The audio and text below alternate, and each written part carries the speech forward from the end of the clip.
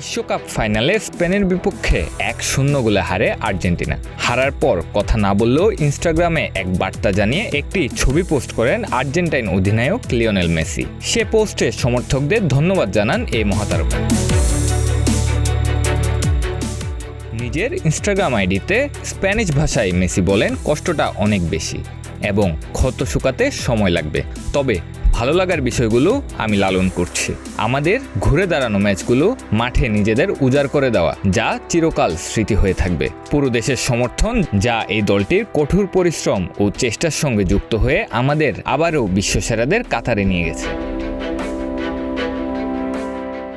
পোস্টে তিনি আরও লিখেন, প্রতিটি শুভেচ্ছা ও বার্তার জন্য হৃদয় নিংড়ানো ধন্যবাদ। আরও একবার আমরা এক হয়ে দেশকে এক সুতোয় গাঁথতে পেরেছি। আর্জেন্টাইন হওয়ার অসীম গর্ব ভাগাভাগি করে নিতে পেরেছি। একই সঙ্গে চ্যাম্পিয়ন হওয়ায় ফ্যানকেও অভিনন্দন। সামি আল সাদ আউন, প্রতিদিনের বাংলাদেশ।